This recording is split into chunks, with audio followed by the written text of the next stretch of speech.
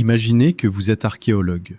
Vous étudiez une civilisation ancienne de Mésopotamie et vous remarquez un détail curieux sur un bas-relief, une figure mythologique tenant un petit sac. Vous n'y prêtez pas vraiment attention, jusqu'au jour où un collègue vous montre une gravure similaire, venue d'Amérique centrale, puis une autre, d'Inde, puis une venant d'Afrique, d'Europe, et même de petites îles au milieu de l'océan. Même objet, même forme, même façon de le tenir. Des cultures séparées par des milliers de kilomètres et des milliers d'années. Des cultures qui n'ont jamais eu le moindre contact entre elles. Là, vous comprenez que vous n'êtes plus face à une coïncidence.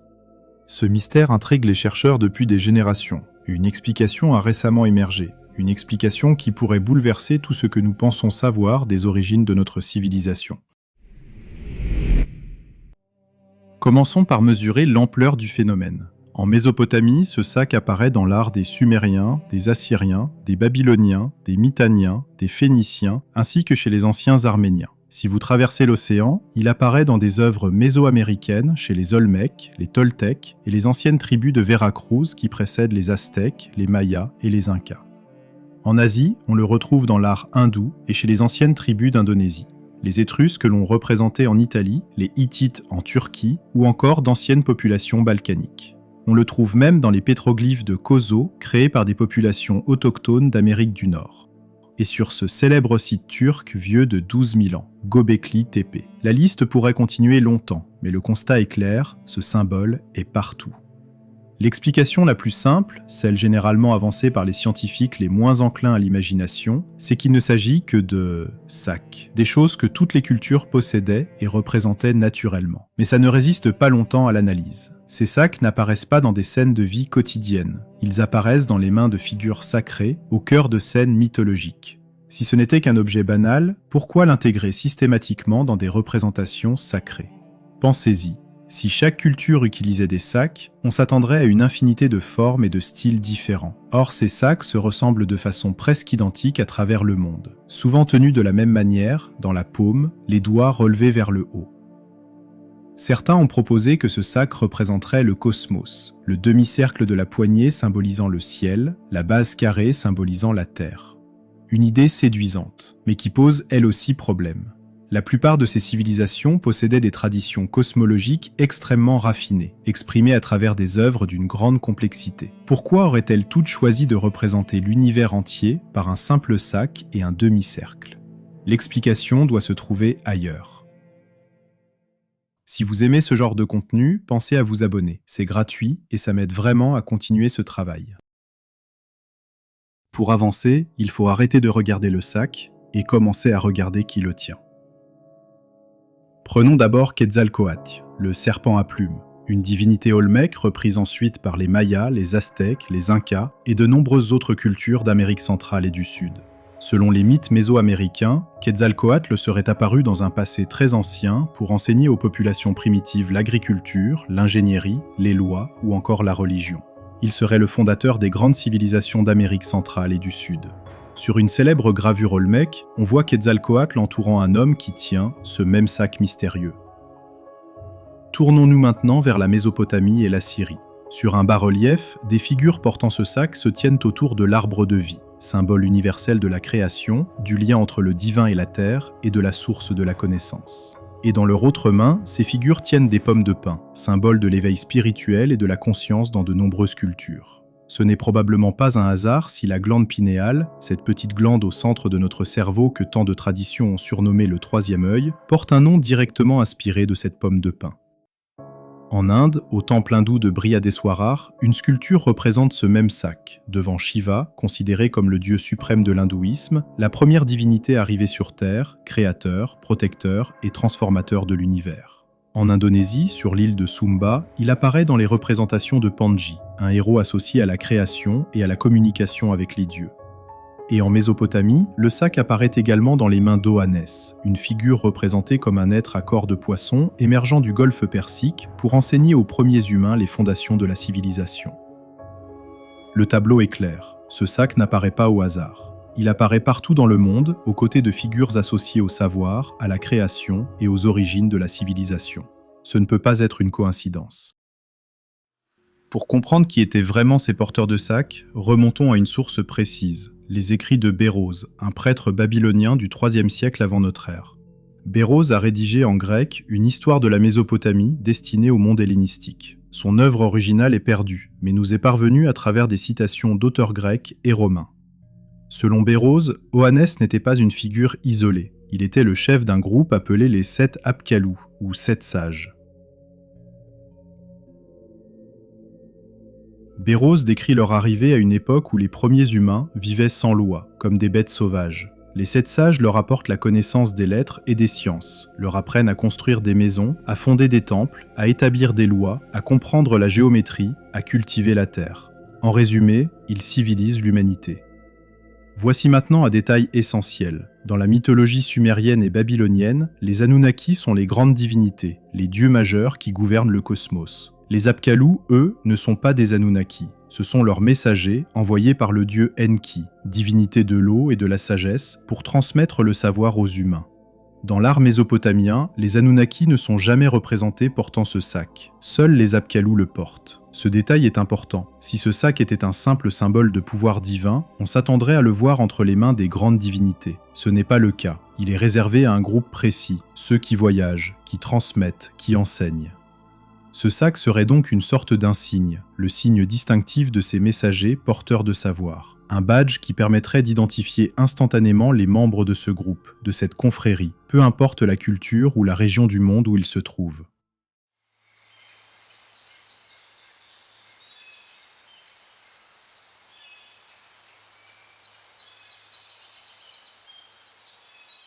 Au XVIe siècle, un missionnaire espagnol, Bernardino de Sahagún, voyage en Amérique afin de recueillir les traditions des Aztèques.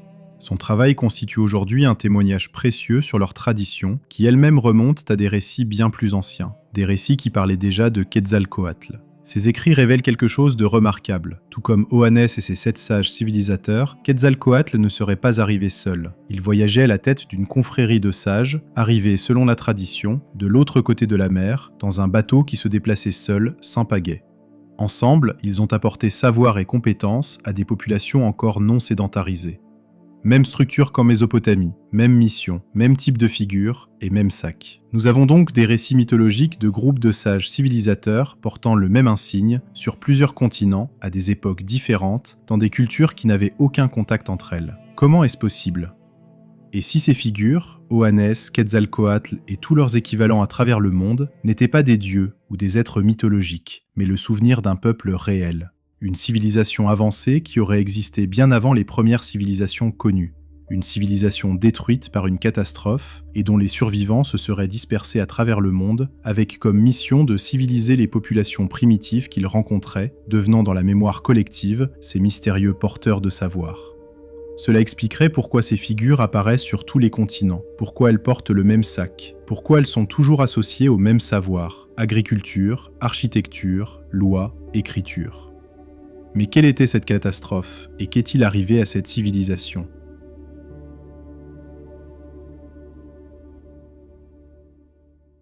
Les récits de déluge sont parmi les plus universels de l'humanité. On les trouve sur tous les continents, dans des cultures qui n'ont jamais eu de contact entre elles.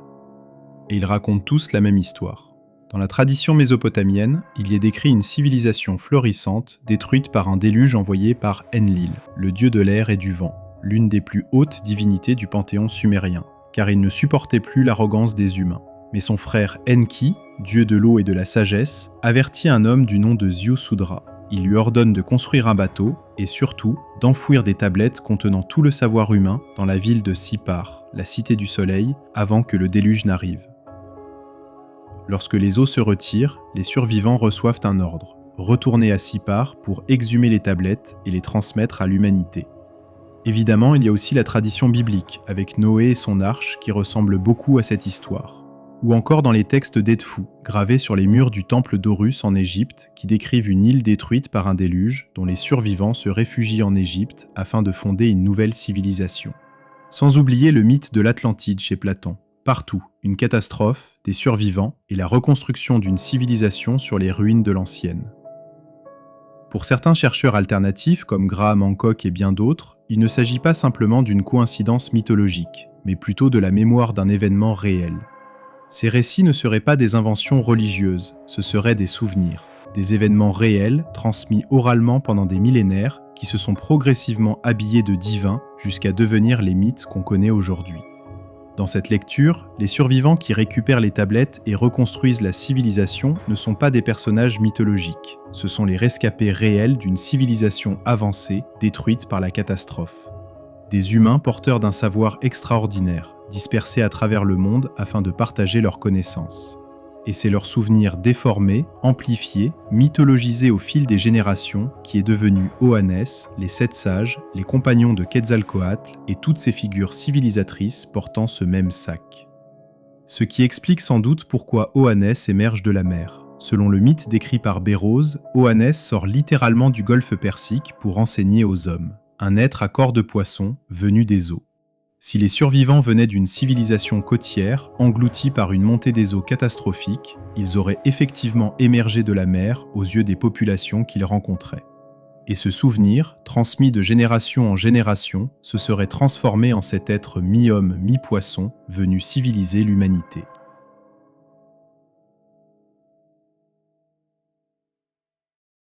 Mais accrochez-vous, ce n'est pas fini. Dans la tradition hindoue, Vishnu, l'un des dieux les plus importants du panthéon, prend la forme de Matsya, un être mi-homme, mi-poisson, pour sauver le sage Manu d'un déluge dévastateur. Et sa mission ne s'arrête pas au sauvetage. Alors que les eaux montent, Matsya récupère les Védas, les textes sacrés contenant tout le savoir essentiel de l'humanité, pour les préserver de la catastrophe. Donc en résumé, un être à corps de poisson, un déluge, et un savoir sacré arraché aux eaux pour être transmis à l'humanité.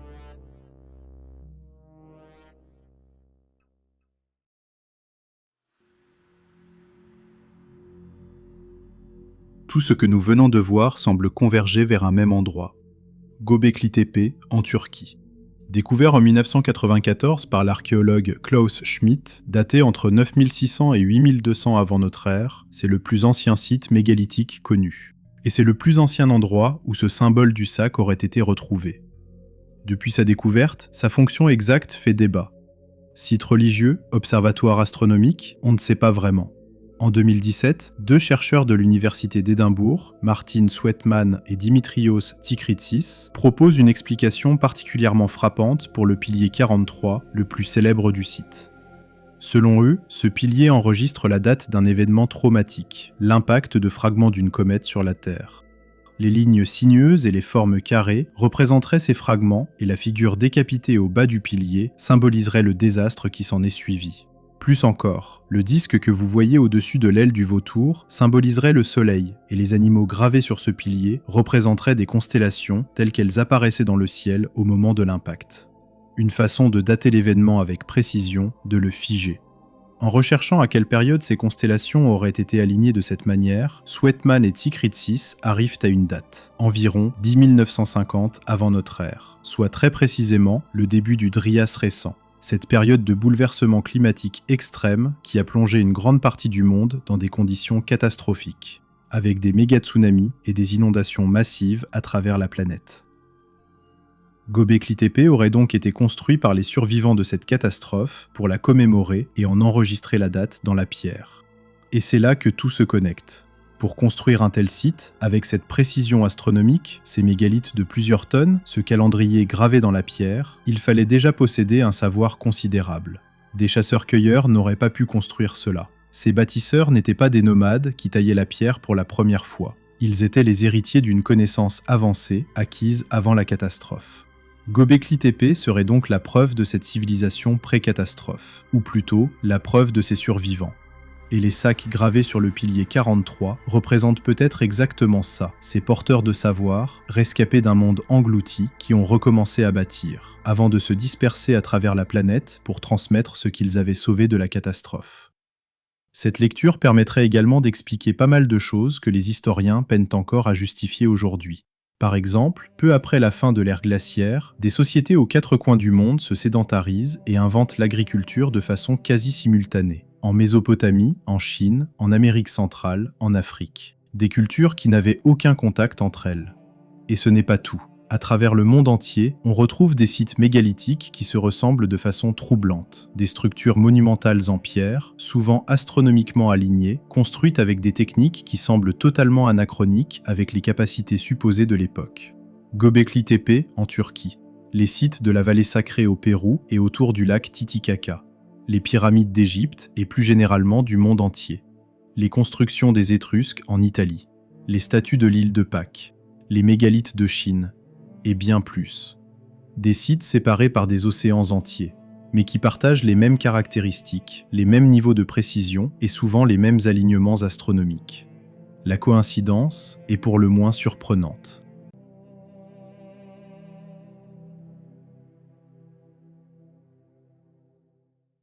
Une dernière chose avant de conclure. En montant cette vidéo, je me suis rendu compte que j'avais oublié un exemple que je ne pouvais vraiment pas laisser de côté pour cette vidéo. Il s'agit du peuple Dogon au Mali, où on peut trouver sur des peintures murales de ce même sac qu'on retrouve à travers le monde. Je pense que je ferai bientôt une vidéo entière sur ce peuple et ses mythes, tellement c'est fascinant et mystérieux.